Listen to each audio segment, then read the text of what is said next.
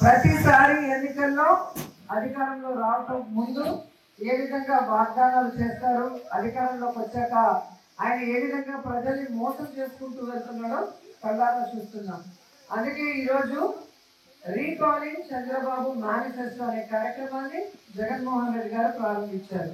So ఈ కార్యక్రమాన్ని ఇచ్చేసిన వైఎస్ఆర్సీ కుటుంబ సభ్యులకి, ప్రజాప్రతినిధులకి, పాత్రికేయులకి నా హృదయపూర్వక నమస్కారాలు. ఈరోజు ఈ కార్యక్రమం మనం ఎందుకు చేస్తున్నామంటే, గతంలో జగన్మోహన్ రెడ్డి గారు ఒక మేనిఫెస్టో ఇచ్చినప్పుడు అది ప్రతి ఆఫీస్లోనూ, ప్రతి ఎమ్మెల్యే దగ్గర, ప్రతి మండల ఆఫీస్లో కూడా ఎవరు వచ్చినా ఏం చెప్పామో మనం అది చేసామా లేదా అనేది ప్రతిరోజు చూసుకొని చేయని వాటిని చేస్తూ ముందుకు వెళ్ళే కార్యక్రమం మనం చేశాం.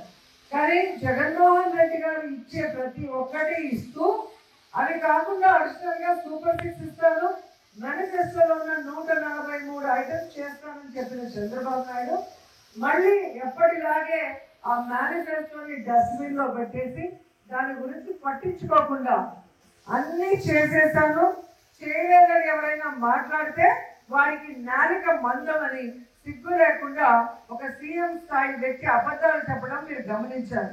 అందుకే వారి మేనిఫెస్టో ఏంటి, వారు ఏం చెప్పారు అని ఈరోజు వాళ్ళకి గుర్తు చేస్తూ గడప గడపకి కార్యక్రమాన్ని ఇది తీసుకెళ్ళాలి.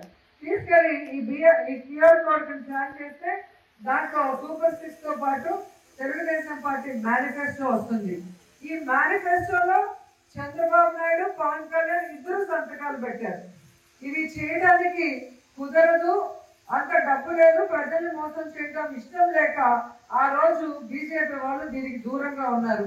మీరు గమనించారు కదా, ఆ రోజు మేనిఫెస్టోని టచ్ చేయకుండా దూరంగా నిల్చున్నారు.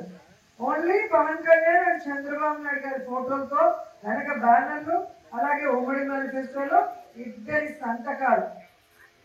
ఇప్పుడు సంతకం పెట్టి మోసం చేస్తే ఏమంటారు? చీటర్ అంటారు. చీటింగ్ కేసు పెట్టాలి, 420 కేసు. మరి చంద్రబాబు నాయుడు మీద, పవన్ కళ్యాణ్ మీద ఈ 420 కేసు పెట్టాలా వద్దా? ఖచ్చితంగా పెట్టారు కదా. ఎందుకంటే ఈ రాష్ట్రంలో మహిళల్ని మోసం చేశారు, రైతుల్ని మోసం చేశారు, నిరుద్యోగుల్ని మోసం చేశారు, ఆఖరికి చదువుకుంటున్న చిన్న పిల్లల్ని కూడా ఎలా మోసం చేశారో మీరందరూ కళ్ళారా చూశారు. ఆ రోజు ఏం చెప్పారు? ప్రతి ఒక్కరికి ఆడబిడ్డ నిధి 1500, 18 ఏళ్ళు దాటిన వాళ్ళకి, 60 ఏళ్ళ లోపల ఉన్న ప్రతి ఆడబిడ్డకి ఆడబిడ్డ నిధి కింద 1500 నెలకిస్తాము, సంవత్సరానికి 18,000 ఇస్తాము అన్నారు. మరి ఇప్పుడు ఎంత, ఎన్ని నెలలు అయింది? 13 నెలలు అయింది. మన రాష్ట్రంలో 2,70,00,000 మంది ఈ ఆడబిడ్డ నిధికి అర్హులు. మరి ఈ 2,07,00,000 మంది ఆడబిడ్డల్ని చంద్రబాబు నాయుడు, పవన్ కళ్యాణ్ ప్రతి నెల ఇస్తానన్న 1500 13 నెలలకి కలిపితే 35,100 కోట్లు, దాదాపుగా 35,000 కోట్ల పైగా. మరి చీటింగ్ చేసిన వాళ్ళ మీద చీటింగ్ కేసు 420 కేసు పెట్టాలా వద్దా? పెట్టాలి కదా.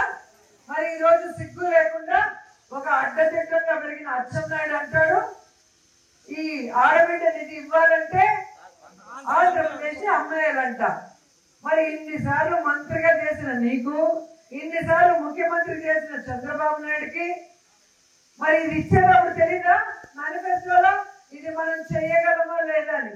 అంటే ప్రజల్ని మోసం చేయాలి, ప్రజల్ని చీటింగ్ చేయాలి, మనం అధికారంలోకి రావాలి కాబట్టి ఏదైనా చెప్పచ్చు అన్న ఒక్క దొంగ ఆలోచనతోనే ఈ మేనిఫెస్టోని మీరు ఇచ్చారని అడుగుతున్నాను. ఈరోజు మీరు మీ సొంత చిన్నాన్న సంగారెడ్డికి వెన్నుపోటు పొడిచారు, ఈ 5 మండలాల్లో ఉన్నవాళ్ళు. ఆ తర్వాత నా దగ్గర చేరి పదవులు అనుభవించి సంపాదించుకొని నాకు వెన్నుపోటు పొడిచి ఇప్పుడు వెళ్ళారు. సంగారెడ్డికి నన్ను వెన్నుపోటు పొడిచిన వాళ్ళకి భారతప్రకాష్కి వెన్నుపోటు పోయడం పెద్ద విషయమా? పెద్ద విషయమా చెప్పండి. సంగారెడ్డి ఏమో సొంత చిన్నాన్న ఒకరికి, మిగతా వాళ్ళకి రాజకీయ భిక్ష 30-35 ఏళ్ళుగా రాజకీయ భిక్ష పెట్టిన ఒక రాజకీయవేత్త. ఈరోజు వాళ్ళందరూ కూడా ఒక స్థాయిలో వాళ్ళ పిల్లలు వాళ్ళు సెటిల్ అయ్యారు అంటే సంగారెడ్డి గారి వల్ల. అలాంటి పెద్ద మనిషిని వెన్నుపోటు పొడిచిన వాళ్ళు నాతో చేరి జీవితంలో ఒక రాష్ట్ర పదవి కూడా పొందని వాళ్ళకి రాష్ట్ర స్థాయి పదవులు ఇచ్చాము. అధికారం వచ్చాక టెంపుల్ చైర్మన్ కానీ కార్పొరేషన్ చైర్మన్ ఎలా వచ్చాయి? ఏ నియోజకవర్గంలో అయినా ఎమ్మెల్యే లెటర్ లేకుండా ఎవరికి స్టేట్ పోస్టులు అనేది రావు. జగన్మోహన్ రెడ్డి గారు ఇవ్వరు. ఆ లెటర్లు కూడా మీరు ఒకసారి వాట్సాప్ గ్రూప్ లో మీరు చూశారు. వాళ్ళు చెప్పుకోవచ్చు మాకు రోజమ్మ ఇవ్వలేదని, కానీ వాళ్ళ మనసాక్షికి తెలుసు కదా సింగేరి కోనకు వచ్చి ఏ విధంగా వాళ్ళు ఆశీర్వాదం తీసుకెళ్లారు అనౌన్స్ అయితే. ఆ లెటర్ కూడా జగన్మోహన్ రెడ్డి సంతకం చేసిన లెటర్లు ఇప్పటికీ నా దగ్గర ఉన్నాయి. వాళ్ళకి ఎప్పుడు కావాలంటే అప్పుడు మళ్ళీ వాట్సాప్ లో పెడతారు. సో ఒక రాష్ట్ర స్థాయి పదవులు మనం అపోజిషన్ లో ఉన్నప్పుడు ఇచ్చాము. అధికారంలోకి వచ్చాక గౌరవమైన చైర్మన్ స్థానాలు, టెంపుల్ చైర్మన్ కానీ, మరి ఈడిగా కార్పొరేషన్ చైర్మన్ కానీ, మరి మిగతా వాళ్ళకి జడ్పీటీసీలు, ఎంపీపీలు ఏ విధంగా మనం చేసామో మీ అందరూ కూడా కళ్ళారా చూశారు. సో ఈరోజు కేవలం వెన్నుపోటు పొడవటమే ధ్యేయంగా పెట్టుకున్న మీరు వెన్నుపోటు పార్టీలో చేరి మళ్ళీ మా గురించి మాట్లాడటం సిగ్గుచేటు అని అంటున్నాం. ఎందుకు ఇది అంటున్నాను అంటే, మీకు జగన్మోహన్ రెడ్డి గారు చేశారా లేదా? చేశారా లేదా మీకు జగన్మోహన్ రెడ్డి గారు?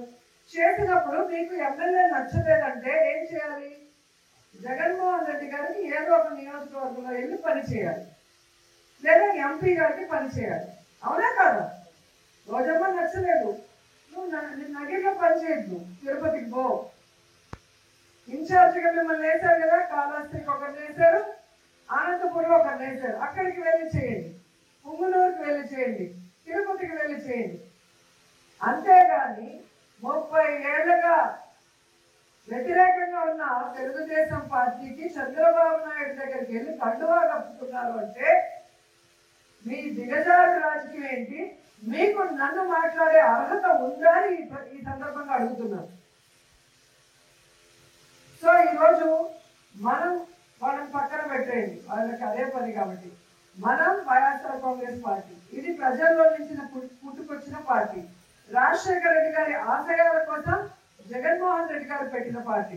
ఈ పార్టీలో ప్రతి ఒక్కరు కూడా జగనన్న మీద అభిమానంతోనే పనిచేస్తున్నాం. పదవి వస్తుందో, కాంట్రాక్ట్ వర్క్ వస్తుందో, లేదా ఇంకోటి వస్తుందో అని మనం ఎవరు ఆశించి పనిచేసిన వాళ్ళం కాదు. అందరం కూడా జగనన్న ముఖ్యమంత్రి అయితే ఈ రాష్ట్రం బాగుంటుంది, ప్రజలకి మంచి చేస్తారు, మన ఊర్లు డెవలప్ అవుతాయన్న ఒక మంచి ఉద్దేశంతో మనం జగనన్నని గెలిపించుకున్నాం. జగనన్నని గెలిపించుకున్నాక ప్రతి సచివాలయం అంటే వార్డు సచివాలయం, గ్రామ సచివాలయాలు తీసుకొచ్చి వాలంటీర్ల ద్వారా ప్రతి కుటుంబంలో ఉన్న లబ్ధిదారులు, పేదవాళ్ళు మేనిఫెస్టోలో మనం ఇచ్చిన వాటికి ఎవరెవరు అర్హులో ఐడెంటిఫై చేశాక ఆయన ముఖ్యమంత్రిగా అయిన మొదటి రోజు నుంచే, మొదటి సంవత్సరం నుంచే ప్రతి ఒక్కరికి కూడా అందుబాటులోకి తీసుకొచ్చారు. కులం, మతం, పార్టీ చూడకుండా. ఈరోజు తెలుగుదేశం వాళ్ళు, జనసేన వాళ్ళు మన దగ్గర అన్ని తీసుకొని మనకు మోసం చేసి ఓటు వేయకపోయినా మోసం చేసినందుకు వాళ్ళు శిక్ష అనుభవిస్తున్నారా లేదా? తెలుగులో ఫాస్టెస్ట్ న్యూస్ ఇప్పుడు కొత్త అవతారంలో 5 సెకండ్లోనే పూర్తి వార్తా సమాచారం మీ చేతిలో.